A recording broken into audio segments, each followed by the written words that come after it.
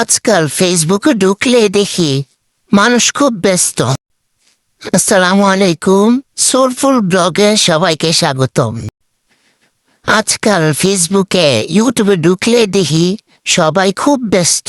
কেউ রান্নাঘর পরিষ্কার করছে, তো কেউ থালা বাসন মাজছে, আবার কেউ ঘর গুছিয়ে এমন ভাবে ভিডিও পোস্ট করছে যাতে ঘরের মধ্যে একটা ধুলার কণাও অবশিষ্ট নেই।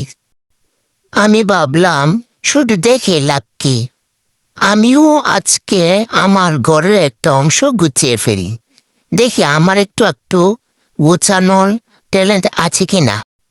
তবে একটা কথা সত্যি, জিনিসপত্র অগোছালো করতে 5 মিনিট সময়ও লাগে না, কিন্তু সেগুলোকে গুছাতে গেলে মনে হয় সারাদিনও কম হয়ে গেছে। ওয়ার্ডরোবের উপরটা গোছাবো গোছাবো করতে করতে আজকেও কতদিন হয়ে গেল, সময় করে আর উঠতে পারছি না।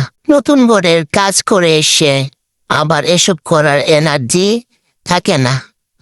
আজ কয়েকদিন ধরে প্রচুর পরিমাণ বৃষ্টি হচ্ছে, তাই কাজও বন্ধ, ঘরে অবসর বসে থাকি। তাই ভাবলাম এই ফাঁকে এই কাজটা একটু গুছিয়ে ফেলি, তোমাদের সাথে গল্প করাও হয়ে যাবে, আবার একটা ভিডিও পোস্ট হয়ে যাবে।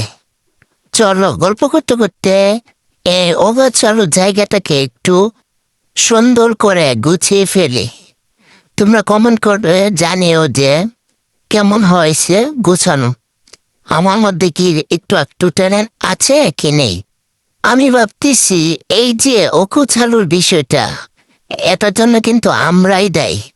কারণ কোনো জিনিস যখন নেওয়ার তাড়া থাকে, তখন এত তাড়াতাড়ি জিনিসটা নিয়ে যায় যে পরে রাখার সময় তার থেকেও দ্বিগুণ অলসতা এসে বল করে। এখন দেখা যাক গুছানোর পরে কতদিন এটাকে সুন্দর করে রাখতে পারি, গুছালো রাখতে পারি, এটা এখন দেখার বিষয়।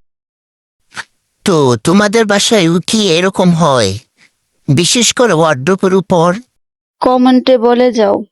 ঘর গুছাতে এসে একটা জিনিস বুঝলাম, হারিয়ে যাওয়া জিনিস খুঁজতে হলে নতুন কিছু কেনার দরকার নেই, শুধু একটু গুছিয়ে রাখলেই হয়। তো তোমরা সবাই ভালো থেকো, আমার চ্যানেলের সঙ্গে থেকো। আল্লাহ হাফেজ।